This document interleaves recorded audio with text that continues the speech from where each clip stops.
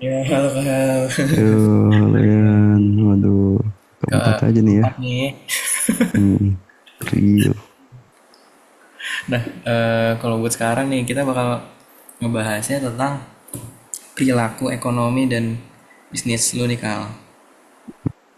Kayak pandangan lu juga terhadap keuangan lah, gitu. Apa aja nih? Oke, apa? Enggak ada apa aja, lanjut lanjut. Oh iya. Oke, ini kalau menurut lu sendiri nih, Kal, apa sih arti uang, kebutuhan, dan penghasilan dari kehidupan lu? Kalau dari uang sendiri, menurut gua adalah hasil dari apa yang manusia usahakan gitu. Kalau kebutuhan adalah sesuatu yang memang dibutuhkan untuk manusia bertahan hidup. Kalau apa tuh yang terakhir, penghasilan ya. Penghasilan tuh ya representasi dari manusia itu sendiri sih. Kalau menurut gua sendiri sih kayak gitu. Oke, oke.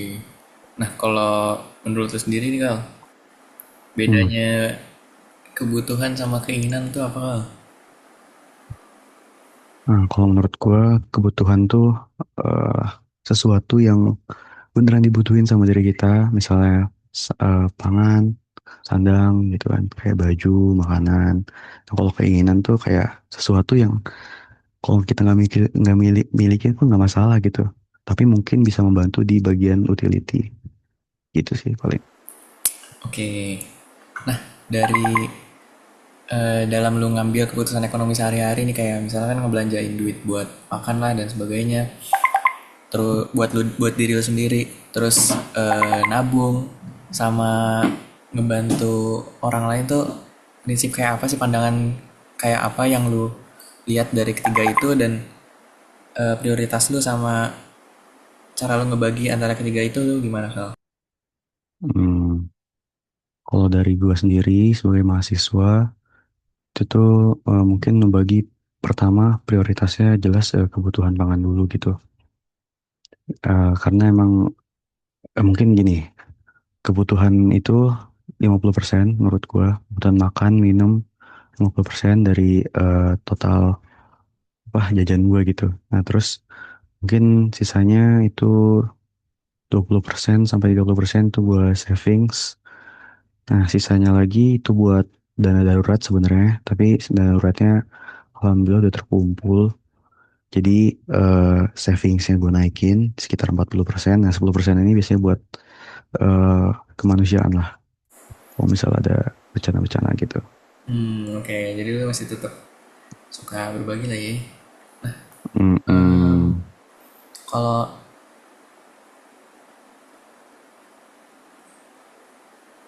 tadi gue nanya apa ya begini nih ya? Apa tuh? Gue lupa. Oh iya, tadi apa ya? Tadi gue apa sih, Kal? Nanya apa sih begini nih, Kal? Kenapa kalau nggak salah ya? Kalau nggak salah tuh kenapa lu tuh masih apa ngasih yang apa orang-orang Oh iya, orang-orang ini gitu? Apa tuh? oh iya nih. Oke, Kal, kalau menurut lu kan tadi tetap nyisihin ya buat ngebantu Hmm. orang lain lah. Tapi emang sebenarnya pandangan lu gimana sih, dan asalnya dari mana? Kenapa lu masih, kenapa lu selalu nyisihin lah buat ngebantu orang lain gitu, Kal? Oke. Menurut gua mungkin karena dari apa dari pertemuan sebelumnya ya kasus yang ketiga itu karena gue ngerasa manusia tuh ada yang miskin ada yang kaya. Nah, kita yang menurut gue sebagai yang berkecukupan itu tuh seharusnya dan memang secara naluriah gitu itu tuh harus membantu orang lain gitu. Makanya gue menyisihkan uang tersebut gitu sih paling. Oke, ada ini nggak, Kak? Ada mungkin karena lu cukup apa namanya dididik kuat lah agamanya, ada nggak sih impactnya sama hal itu? Nah itu sih menurut gue sih mungkin itu yang paling ini ya, yang paling nomor satunya. Karena emang sedekah tuh apa ya, kayak emang ditekanin banget gitu sama keluarga gue. Meskipun emang secara eksplisit dia bilang, mereka bilang juga semampunya gitu. Emang berpengaruh banget sih gitu sih paling. Oke, oke. Nah, kalau dari kecil nih ada kebiasaan tertentu nggak kalau kayak di rumah atau di lingkungan lu lah yang ngebentuk cara lu mandang keuangan dan ekonomi kan? Hmm, mungkin kalau dari kecil tuh pertama pertama kali mungkin gue tuh ngeliat mak gue itu seorang bendahara di SMA, di SMP kan. Nah dia tuh ngerti banget gitu gimana cara ngatur keuangan untuk eh, koperasi gitu kan, gimana beberapa tahun ke depan lah. Terus juga gimana cara mak gue ngatur uang di rumah. Itu tuh gue ngeliat karena emang gue deket banget sama mak gue. Nah mungkin dari situlah gue eh, memikirkan bahwa keuangan tuh penting gitu. Karena gue pernah nyoba 1 bulan atau ya sebulanan lah intinya, itu tuh kayak keuangannya berantakan. Gue kayak nerima nerima uang, gue nyoba sih sebenarnya nerima uang terus langsung jajan-jajanin aja tanpa ngelihat pengeluarannya berapa, pendapatannya berapa. Terus itu tuh kayak kacau banget, dan gue ngerasa kayak pengeluaran tuh bakal naik sekitar 50-70% gitu tanpa kita sadari. Itu sih paling. Oke. Dan tadi kan lu ngebagi kayak perkiraan persentase pengeluaran dan pengelolaan keuangan Mm-mm. lu lah. Itu lu Hmm. catat kah atau gimana kalau cara lu mengelola hal itu? Keuangan ini. Nah, kalau gue sendiri dari mulai SMP, SMA sih kayaknya. SMA itu mulai nyatet-nyatetin ke pengeluaran. Biasanya di ini di apa, punyanya Google tuh, Google Keep. Nah, di situ tuh nyatet setiap hari, terus ngecek berapa totalnya. Nah, cuma kalau sekarang kan gue udah mulai masuk ke mobile banking, terus ada e-money juga. Jadi gue nggak usah nyatet-nyatet lagi menurut gue, karena tinggal kiris, terus cek pengeluaran ke bulan berapa, langsung dicatat ke catatan besarnya gitu sih paling. Oke. Tapi lu ada budgeting gitu kah atau ya udah catat aja dan evaluasi gitu? Ada sih, pasti ada sih kalau itu. Biasanya budgeting tuh didapati kalau memang ada perubahan dari segi pendapatan gitu. Misalkan, misal pendapatan katakanlah 1 juta. Nah 1 juta kan, misal lu bulan depan naik lagi nih, ternyata lu bulanannya tiba-tiba jadi 3 juta gitu kan. Jadi nggak make sense kalau misal lu masih naruh 50% buat kebutuhan, 50% lagi buat apa? Buat saving, itu kan masih nggak make sense gitu. Kebutuhan kita tuh biasanya tetap. Jadinya kalau misal lagi naik gitu, gua revisi, menyesuaikan lah intinya gitu. Oh, Ada oke, oke. budgeting.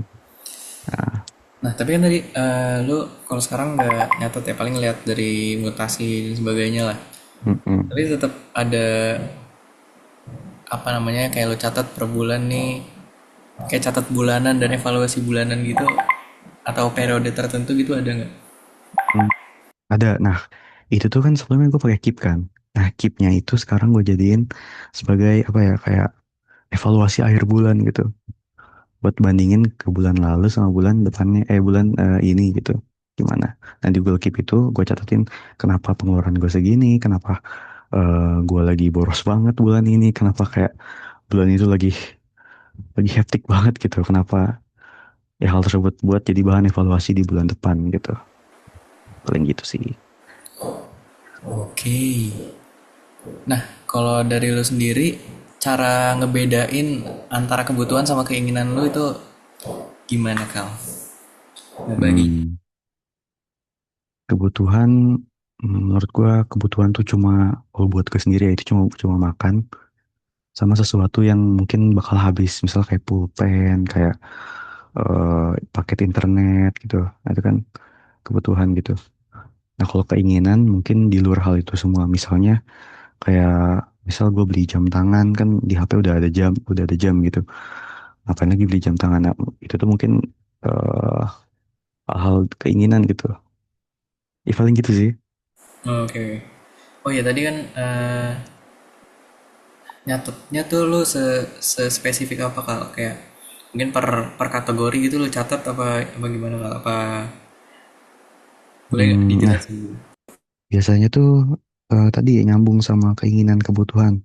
Nah, kebutuhan tuh misal gue catat, gue kategoriin kebutuhannya berapa, terus keinginan. Nah, kebutuhan tuh udah pasti makan kan. Nah, makannya ini juga ada juga yang sifatnya keinginan gitu.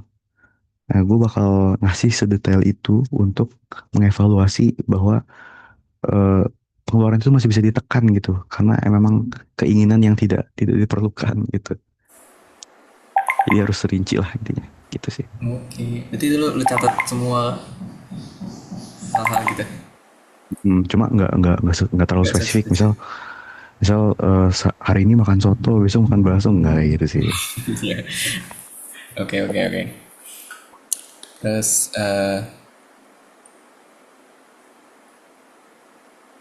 kalau yang antara tadi kebutuhan sama keinginan tuh lo budgetin khusus gitu nggak atau ada prioritas pengeluaran tiap bulannya kah atau misalnya kalau gue Hmm, nih kalau misalnya udah menjelang UTS gitu pasti gue kayak keinginannya bakal bakal gue tingkatin biar belajar lebih efektif. Ada nggak sih lo hal-hal kayak gitu dan prioritas lo mungkin bisa dijelasin kalau misalnya nah ada itu tuh, periode tertentu atau per bulannya juga. oh, nah itu tuh kalau gue nyebutnya events, events apa ya, oke ya, itulah.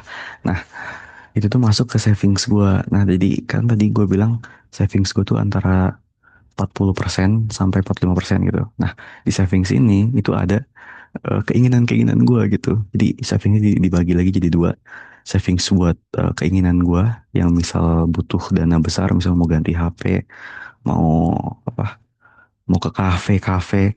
Nah, itu tuh masuknya ke keinginan gitu. Jadi pengeluaran gue yang kebutuhan itu nggak terkikis sama-sama keinginan gitu. Jadi nggak tercampur. Jadi ya Oke. gitu sih intinya. Dipisahin aja sih duit ya gitu intinya. Oke, jadi masuknya ke savings ya kalau lu ya. Iya, Oke. Oke, iya iya paham paham paham. karena menurutku tuh bisa ditekan jadi ya masukin savings. Cuma cuma savings itu dibagi dua kan tadi, ada yang buat keinginan, ada yang enggak. Sip, Oke sip, oke, sip, sip. iya iya iya. Eh kalau lu sekarang nah savingsnya lu alihin kemana kal? Diinvestasiin kah atau cuman tabungan apa namanya wadiah? Tabungan tabungan aja di bank atau lu taruh mana? Oke, pertama gue tuh mungkin bisa dibilang anti nabung ya, karena di bank tuh kan katanya haram gitu kan, atau gimana gitu. Nah, mungkin gue alihin ke aset-aset produktif kayak RDPU, saham, maybe some crypto, maybe. Cuma buat sekarang-sekarang ini sih ke RDPU ya, paling gitu sih. Nah, berarti profil resiko lu kayak kayak seberapa kalau lu agresif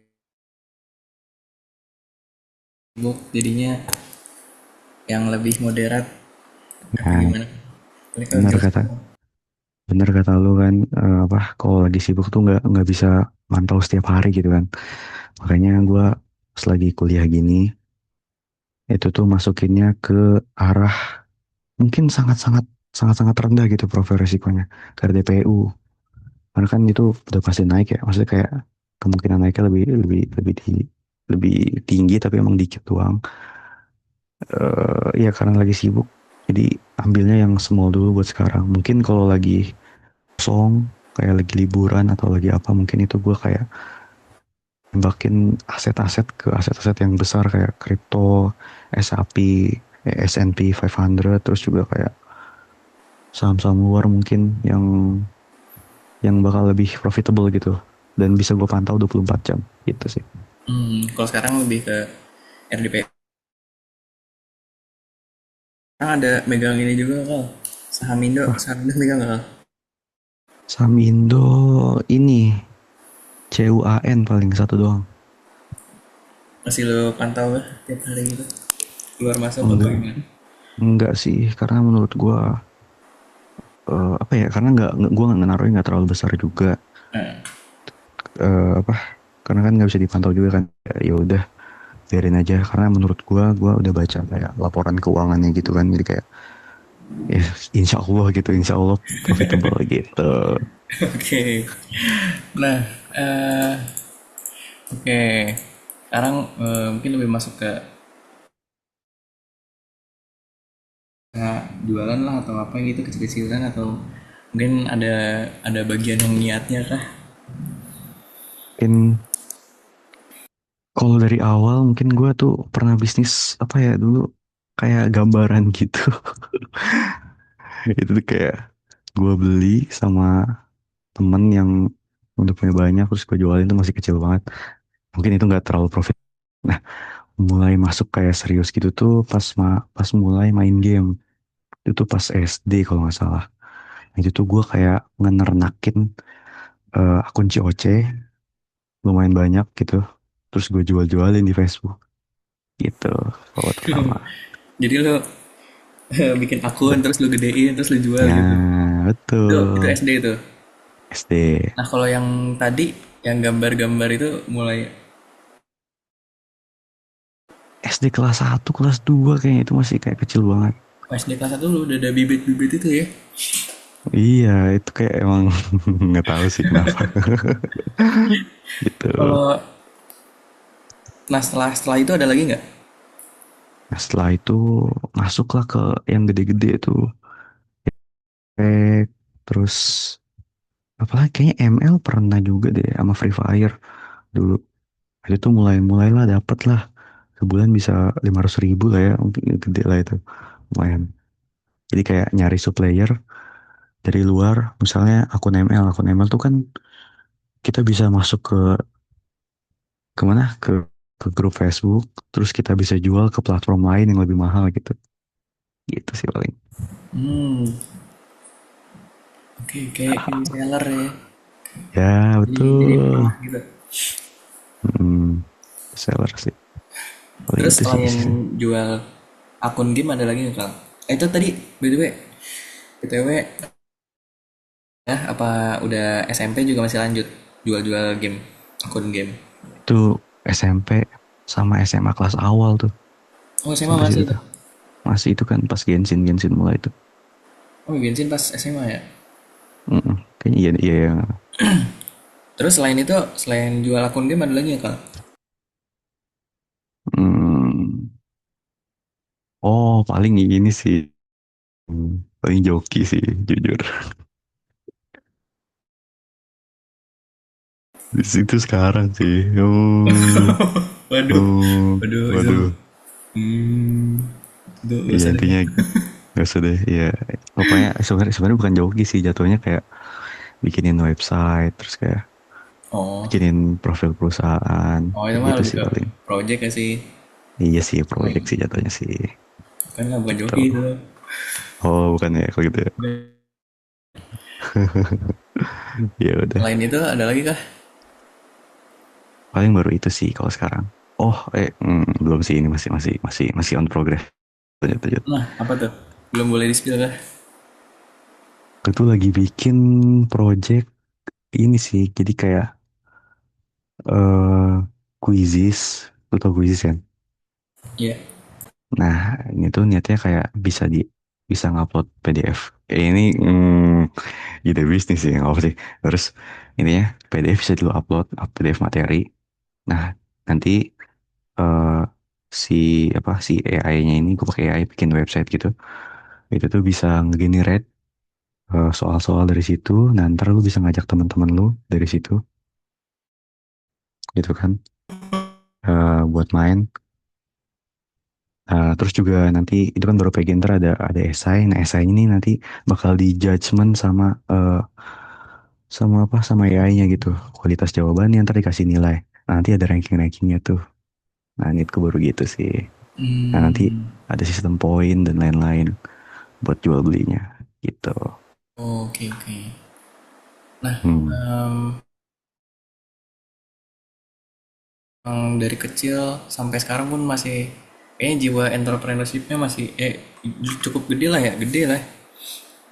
Iya, cuma Lo melihat peluang yang ada gitu. Itu tumbuhnya betul. mungkin dari mana kamu? Ya, tumbuhnya mungkin ya dari kesadaran diri sendiri sih, itu kayak punya uang sendiri tuh seru loh, punya uang sendiri kayak di luar out of control orang tua kita. Kayak tahu-tahu punya ini, kita punya keinginan ini, kita nggak usah minta lagi gitu.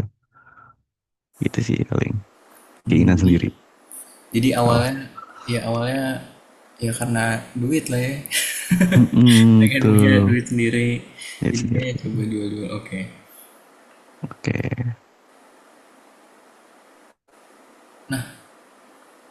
Hmm, di kegiatan bisnis atau buat ngasilin uang lah. Itu kan eh, menurut lu apa yang sebenarnya paling penting buat dijadiin prioritas kayak utamanya lah gitu pedoman lu.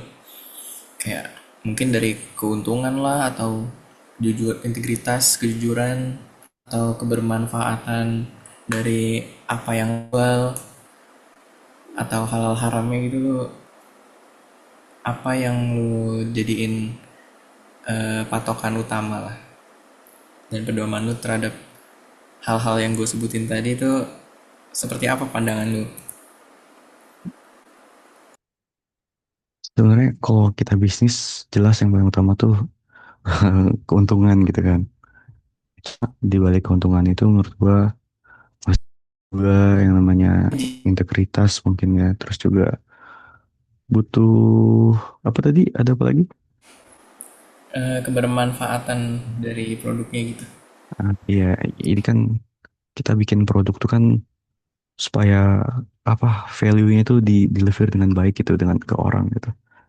Jadi eh ya intinya harus bermanfaat lah gitu. Yang haram-haram sih kayaknya nggak bakal gue sentuh sih. Gitu Oke, sih. karena ya background agamanya udah cukup kuat ya. Terus lagian juga menurut gue nggak terlalu profitable sih. Hmm, I see, I Ya, see. Nah, dari bisnis-bisnis lu tadi nih, situasi yang mungkin nguntungin secara materi, secara ekonominya, tapi ada hal lain yang diperhatiin gitu, dipertimbangkan. maksudnya Mungkin misalnya merugikan orang gitu. yang merugikan orang lah atau lo eh nggak apa-apa deh gue misal untungnya dikit tapi orang nih bisa dapat yang gede dan bermanfaat banget buat kehidupan mereka lah gitu atau apa gitu. Hmm. Ini momen kan, momen. Iya, yeah. Mungkin momennya tuh pas lagi jualan akun game ya. Sebenarnya kan jualan akun game tuh sebenarnya nggak boleh kan sama developernya gitu. Itu di hack back akunnya. Nah, dari gue sendiri nggak pernah ngelakuin hal tersebut karena emang menjaga apa ya integritas terus juga jaga nama baik toko.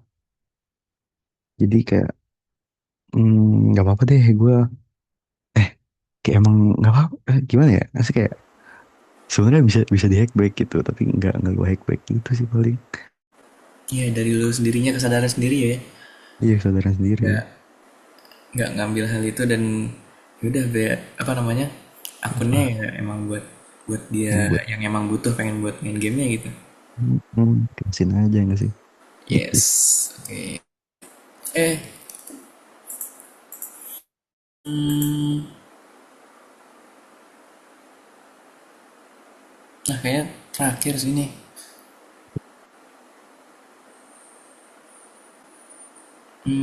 Cara pandang lu sama uang sama bisnis sama usaha Hmm. beda gak kalau dari kecil sama sampai sekarang? Ada perubahan nggak? Hmm. Oh, ada jelas jauh banget sih menurut gua.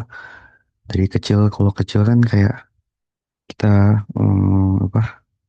Kayak nyari untung doang, terus kayak tidak memperdulikan banyak hal gitu. Kalau sekarang kan apa ya, jadi lebih gimana ya, jadi kayak lebih terbuka aja sih. Kalau kecil kan kita kayak, oh kita ini buat nyari keuntungan doang, ini tuh buat dapetin duit. Nah kalau sekarang kan bisa aja kita dari sisi misal kayak emang mau bantuin tapi emang dibayar gitu, atau dari sisi-sisi integritas sih paling. Hmm, gue agak bingung ya. Bentar. Coba ulang deh pertanyaan dia. Cara pandang lu terhadap uang dan bisnis nih ada perubahan nggak dari yang dari lu dulu kecil sampai sekarang nih? Oh, ada Ada uangnya ya. perubahan cara pandang Heeh. ini dua-duanya uang sama bisnis dipisah lagi. Oke. Kalau dari kecil mungkin gue menganggap uang tuh kayak segala-galanya gitu. Nggak ada nilai kebermanfaatan, nilai valuable terhadap orang lain gitu kan.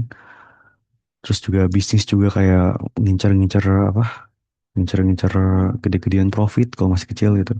Nah, kalau sekarang tuh kayak ngerasa uang tuh memang merepresentasikan diri kita sendiri, merepresentasikan usaha, terus juga uang tuh nggak sejahat itu, terus bisnis juga nggak strict itu.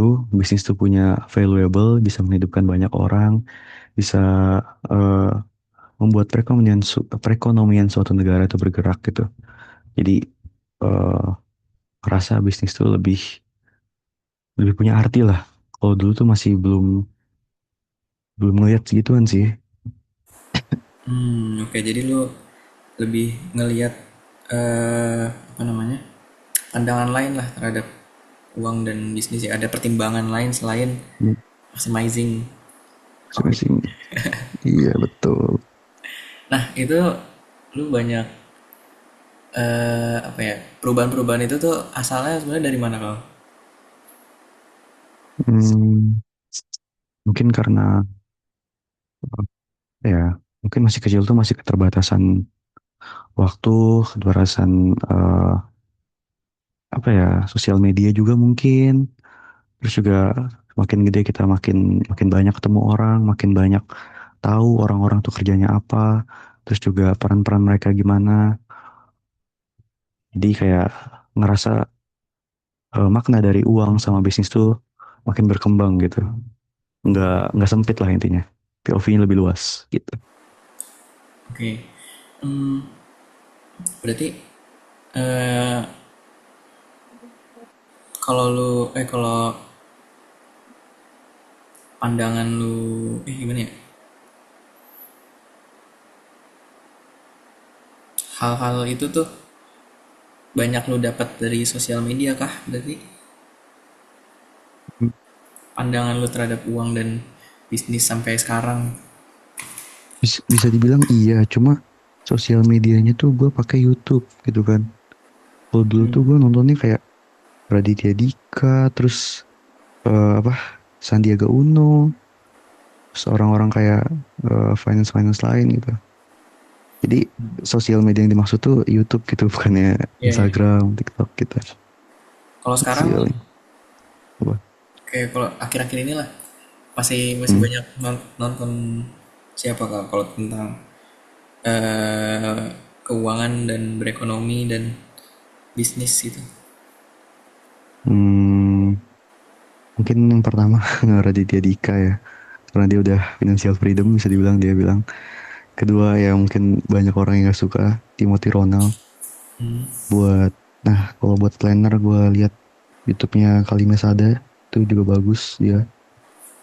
Buat apa ya, buat praktis secara langsung, dia juga ngasih teori-teori orang-orang yang zaman dulu, misal 80% rule, 20% rule gitu-gitu. Terus juga ada juga eh, kalau lu tahu Felicia Tejaskia kalau nggak salah tuh di Instagram. Terus juga ada juga ngomongin uang buat seputar keuangan terupdate. Paling itu sih. Terus sama channel-channel luar negeri sih paling Oke, dari Bloomberg. Oke, sip sip. Ada lagi ya. tuh.